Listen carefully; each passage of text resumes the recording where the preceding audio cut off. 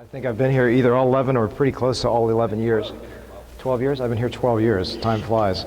I'm going to be up on the stage for a very long time, maybe 2 hours, 2.5 hours, and if you get bored, I think one year one guy snored over there, so hopefully that won't happen.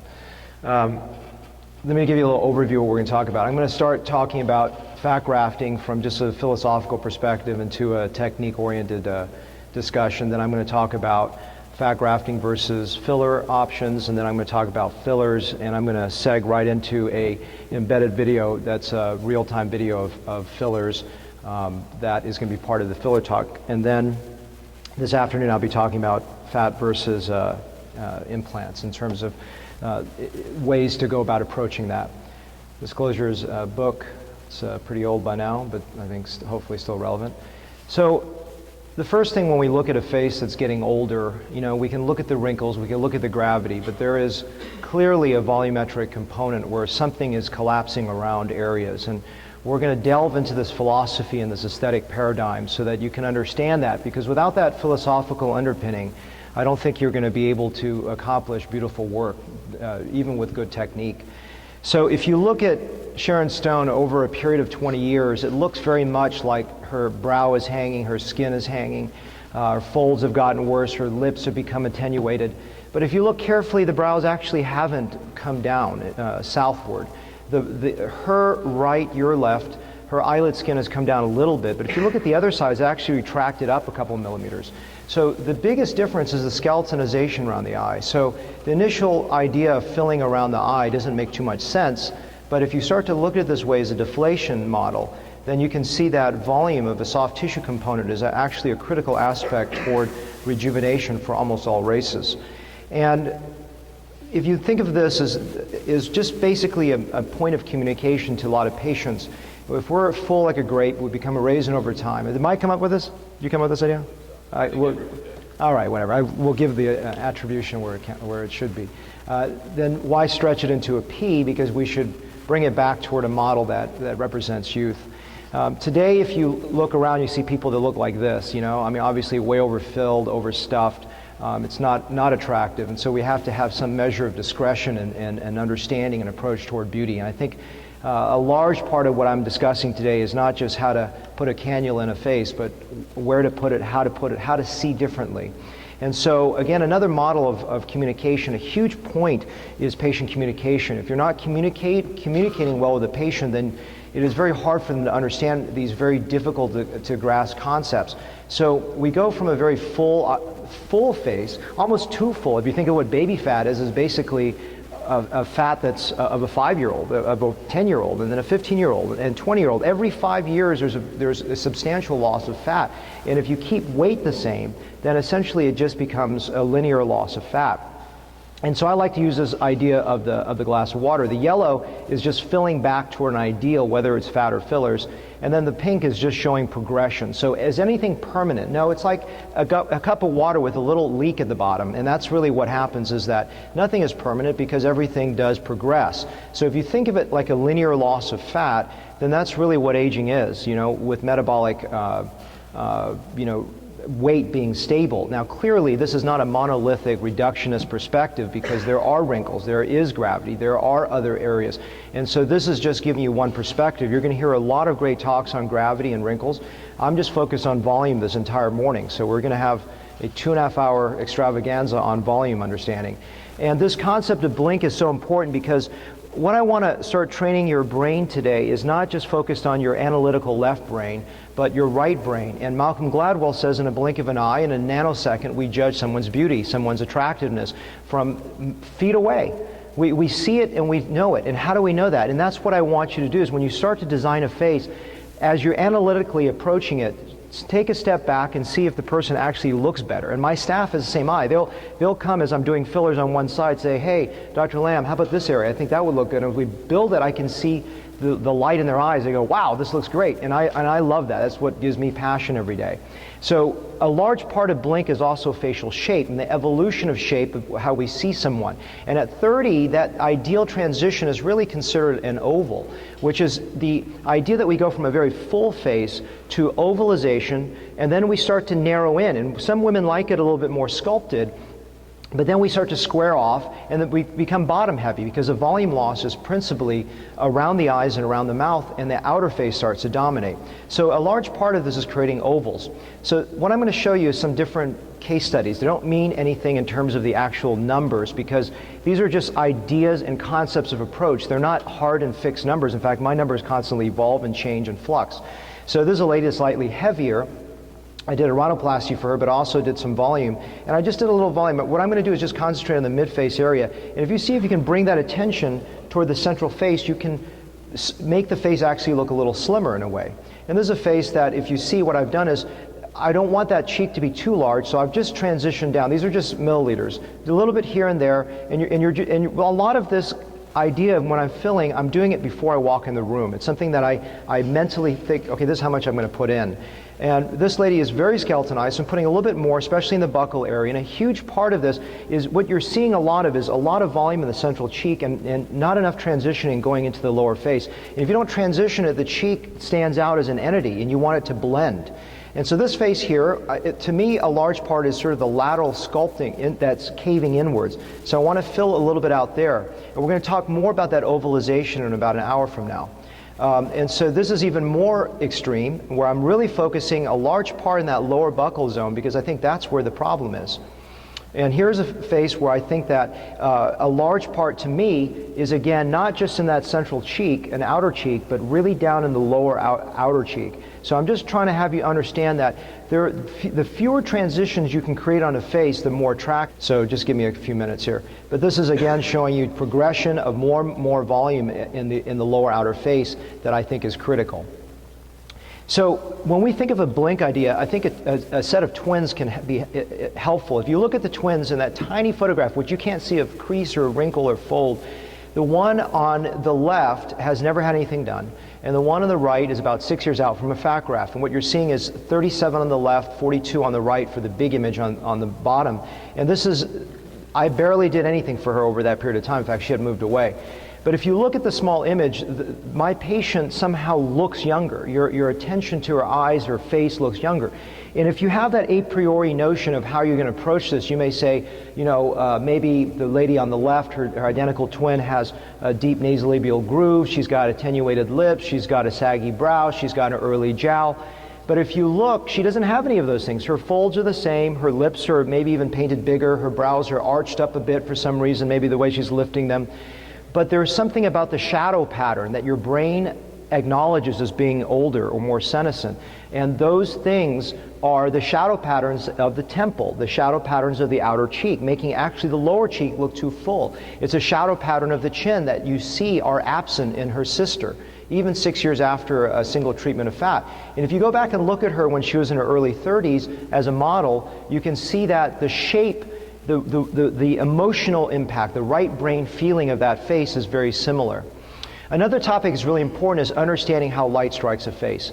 And sometimes we feel like Nick Nolte on a bad night, you know, on a bad binger. And so why is that light so important? Because light comes down from the top. Whether we're indoors or whether we're outdoors, light strikes down. So when we're in a deflated model, then it looks bad. And so a large part is that we want to figure out how can we bring better light into a face. And so when we create light in the face, light strikes differently. That's why all my photography is done without flash photography, but it's done in a very small room so it's not overshadowed. And you can then be able to see the difference between your before and afters. And to me, it's a closer model of how we present ourselves, because we don't present ourselves with a flash. We present ourselves on a daily basis with overhead lighting. So that is the same thing on a face. And that's why what I'm looking for are shadow patterns that are present, and how can we bring that to look better. I was studying for the hair transplant boards about, I don't know, 7 years ago or so roughly, and I was looking at how hair grafts actually mature over time. And what I recognized is that this fat graft may have a similar trajectory in terms of its take. So I think a lot of people are overfilling faces and going back and trying to do touch-ups too aggressively and too rapidly. So you want to give it some time to mature. And what is that model? Well, the neovascularization model for hair is really over a period of about 6 months to a year. So you get this swelling that looks bad. Then you get this point where everything looks stretched out and near flawless at a month. And I tell my patients, don't get too excited with that because it's going to go down.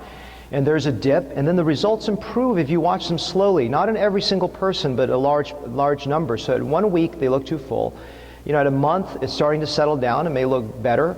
Maybe sometimes at 3 months it looks better. Who knows? At 6 months, this is really the only thing else I did for her is just Botox or neuromodulators. And over time, there's this evolution of change, and this is with a weight-stable person. So you want to be careful with trying to go and fill a face too quickly. You want to watch it and let it mature over time. I believe, though, and I live in the epicenter of obesity, which is a place called Texas, and maybe Alabama could create a rival in Oklahoma. No, Oklahoma's close, but not quite. But understand that donor dominance is key, which means the fat that's taken from the belly and thighs behaves that way. So when I counsel a patient on risk, you know, in my hands, lumps and bumps and things like that are pretty minimal, but the biggest risk for me is weight gain postoperatively. If someone has unstable weight preoperatively, we got to be careful. So when I do fat, I don't want to try to create better and better take. I just want to get a result. You know, if you look, this lady, to me, is if she had better take, I may be in trouble. You know what I'm saying? So I rather have a little filler touch-up, which will be the next talk, of getting a fat graft better. I use fat as a foundation work, which again, a topic we'll discuss in a few minutes. But this is how I look at it. It's an 80% result. Is it exactly 80? Clearly not. It could be 70, sometimes it could be low as 60 some. But if we hit enough small regions of the face, then we can change the way that we read the face. And so I tell my patients, if you want a perfect tear trough, my fat graft won't deliver it. If you want a perfect jawline, it's not going to happen. If you want a perfect cheek, it's not going to happen. But if you want to look substantially better from a right brain blinked perspective, I really feel confident I can deliver that with fat grafting. Then that's understanding if I hit multiple shadow points, I can get improvement. So let's talk about a strategy of how to approach it in a breakdown fashion. So the cheek area for me is really composed of the central cheek, which is just anterior to the malar eminence, and then along the malar eminence, the lateral cheek. And this is how I just conceptualize. The more you can break down the face into subcomponents, the more that you can design appropriately in the areas of shadow points. And I've become less and less enamored over the years with the anterior cheek because I think it creates some dynamic issues, because the take of fat is very significant in the anterior cheek, and when they smile, it can look a little cheeky. So a large part of, you're going to hear over the next hour, of my filling has become lateralized. I've been really obsessed with the outer face and the buccal zone, which is an important area to fill. And then the lower face in terms of the chin is going to be the anterior chin. I don't mean the mental sulcus. It's not a line. It is a shadow point. So you're looking for shadow deficits rather than linear deficits, which is just getting you away from a 1990s mentality of thinking is not just filling a smile line or making a lip bigger. It's looking for shadow points. The pre-gel sulcus, I consider as like an upside down U, and you frame all those elements, it creates that oval. So this peripheral element of the face is a huge part of what I do. So you can see that just by filling in the right places. I did laser technology, neuromodulators, and a little upper blepharoplasty as well. You can get a pretty decent result. Let's talk about the buccal area, an area that has been a very big focus for me, because I believe that in the right patient, it's so important to blend that cheek from, it's a joining or watershed zone between the mid-face into the lower face. And so the buccal area can be divided into this area where it's scalloping underneath the zygomatic arch, going down toward the central buccal zone. And in some people with loss of dentition, there can be a medial buccal hollow near the canine area. And this is just understanding against the fact that the buccal zone to me is important as anything else. And this is an example where the buccal area is not a good area to fill because you're just going to look too full. And you actually want to offset that by filling higher and central to make her look more oval in that regard. And this is, she's smiling a little bit, I apologize, but you can at least create a better volume into the central cheek and chin to offset the outer face. To me, probably the most important aspect of what we do as physicians or surgeons is framing the eye, making the eyes look alive, because that's really the emotional seat when we sit and communicate with patients. And I believe that it's very important to have a woman who's usually typically very obsessed with around their mouth, thinking that's where the aging is, to get them back into the eye, because if the eyes don't look bright, soft, youthful, and rested, then we haven't done very much. So framing the eye sometimes requires a little excisional work and some neuromodulators and some laser, and sometimes you just need to volumize it because it looks like a bug eye.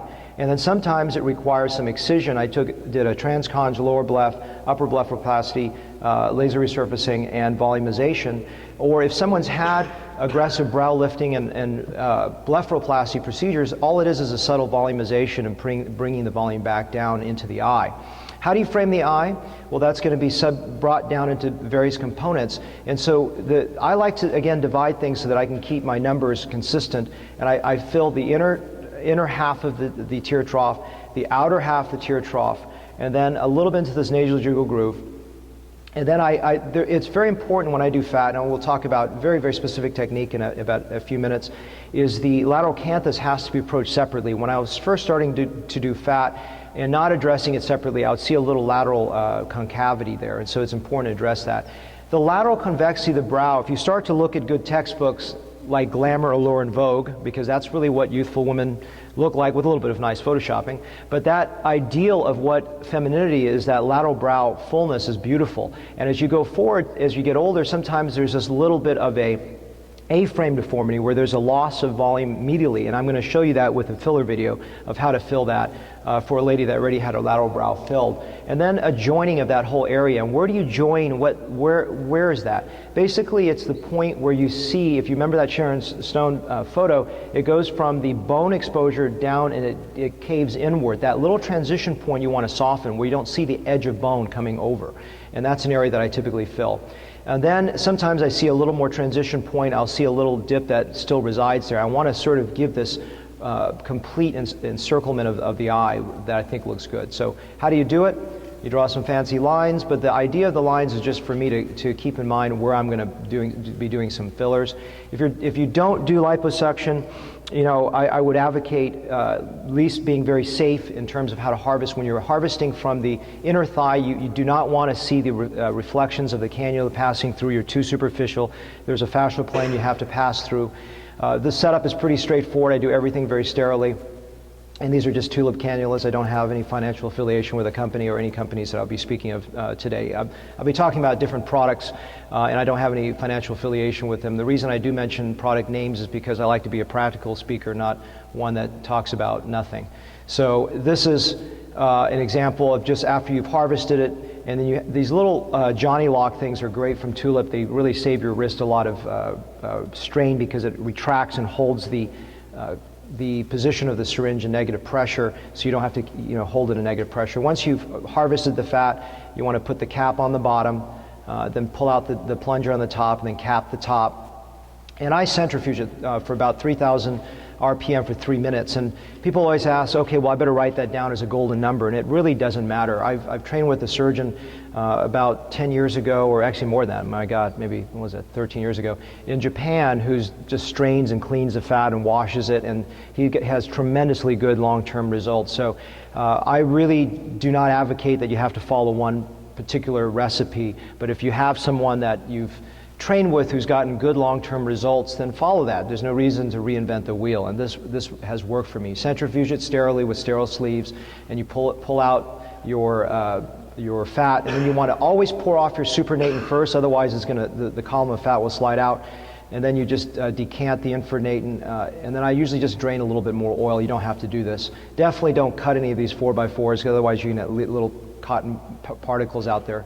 Scrape out some fat. I like to transfer that into a larger 25 cc syringe.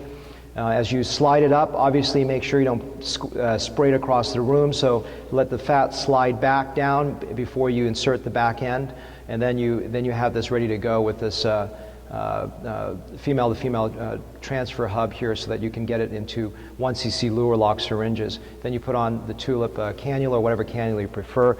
I know Mark, my colleague, Glasgow, likes the 0.9. I pretty much use a 1.2 millimeter for everything. I find it a little bit more durable, but really not more traumatic. I always have a photo of the patient, so it reminds me of where the areas I need to fill. And these are just the cannulas that you can use. There are many cannula manufacturers, and again, I have really no affiliation with them. This one just seems to work with me. It's very low trauma. I was using some other cannulas.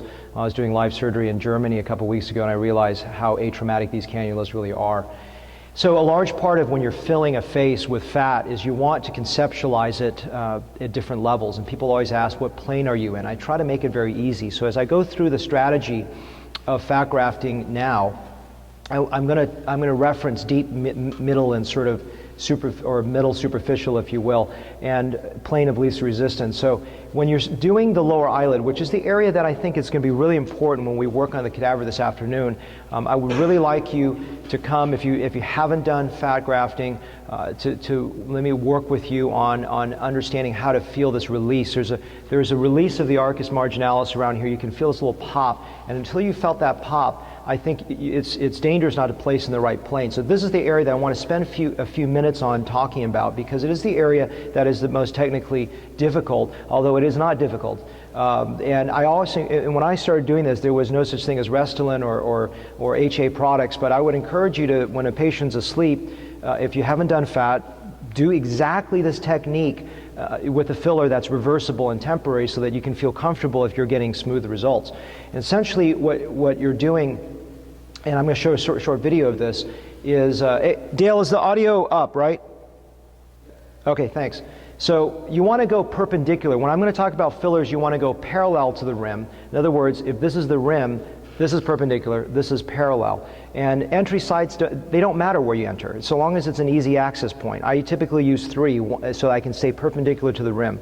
1 medial, 1 lateral, and then 1 at the canthus. And so and you want to fill it so that your non-dominant hand is both protecting the globe and you're getting tactile response, that you're just touching bone. So you're not subperiosteal. I've seen people talk about I don't even know how you can get subperiosteal. You're just releasing this little septal release, and you're just layering the fat on both sides of that bone. And people ask, do you inject when you come in or out? It doesn't matter. Just layer it in there, and you're being really careful. If it gets clogged, pull back, take it out of the body, and clear it. You don't want to put a glob of fat in here. If you're putting like a 50 of the little cc as you go across, you'll be safe.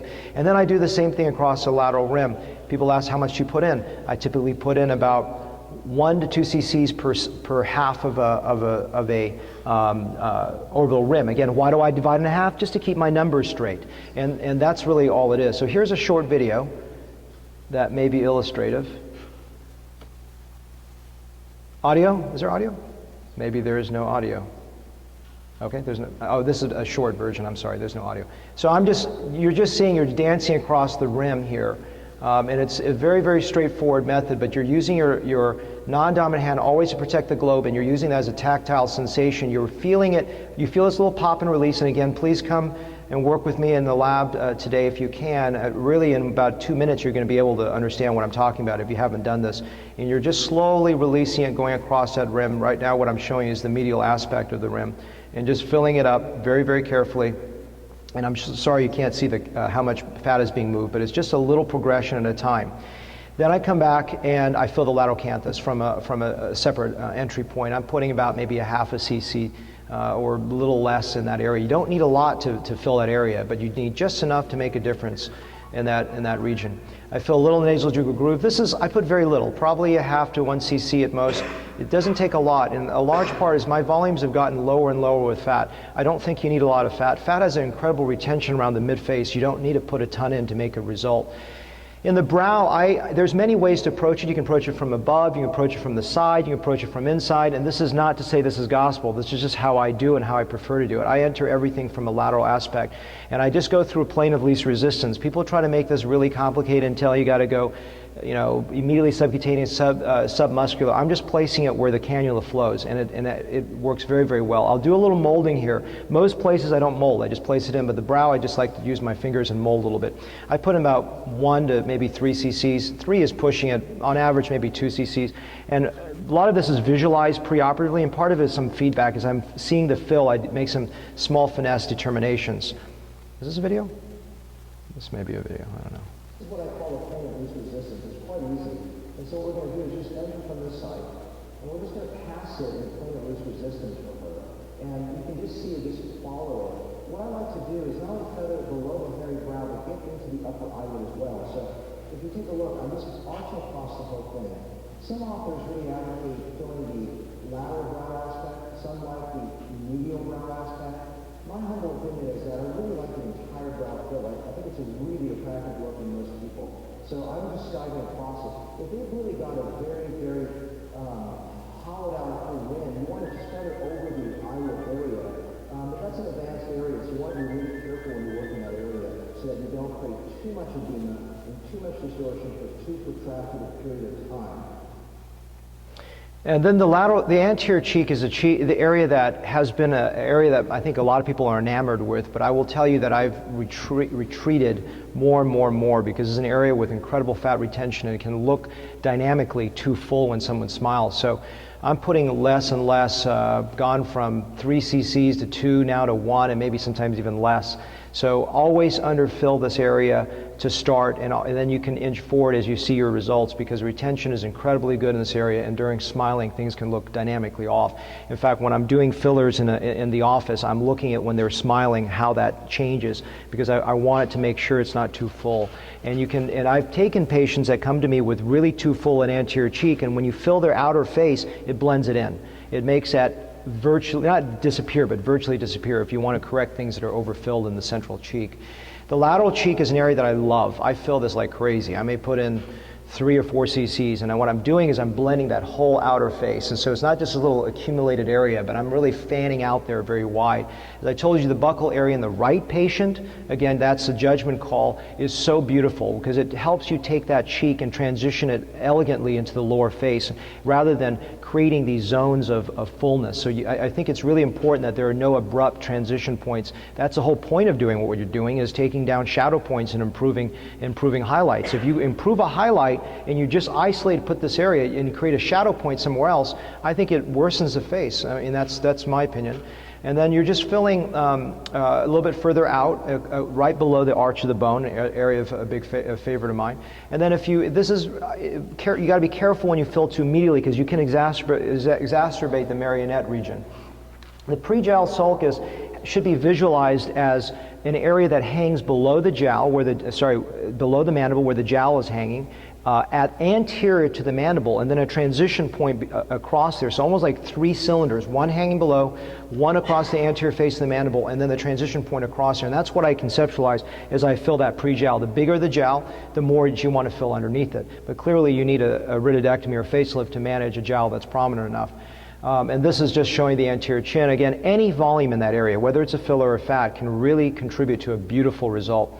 When you're working on the lateral mandible, if someone's had a very skeletonizing facelift or they're very, very skeletonized to begin with, then you can fill it. I usually approach it from 3 angles, from the horizontally, vertically, and a transition point. And a key thing is when you're filling this, as a surgeon, you're always looking lateral to the face because you're doing, facelifts from this side or you're doing a rhinoplasty from this angle. And what I always encourage you when you're doing volume is go back and look at the frontal view, because if I had one lady where I filled a lot in the mandible and it looked too full from the frontal view because I was so focused on the lateral view. So always look at the frontal view so that you can make sure that your volume looks good. You don't want to have a beautiful sculpted angle and you look at the frontal view and go, okay, that doesn't look good, because that's what is the judgment of beauty. So really look at your frontal views. I encourage you. So these are just the angles I was showing you from the 3 different perspectives.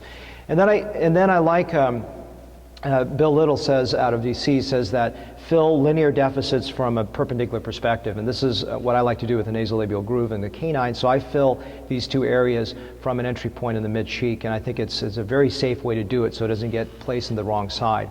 And the patients can look okay right afterwards if you're not trying to overfill them. So I always end with a slide was just to think in an artistic fashion rather than just in a mechanical way. So a lot of this is you're not going to be able to memorize what I tell you. What my goal is to teach you how to think and how to communicate with patients, and those are probably 2 really big things.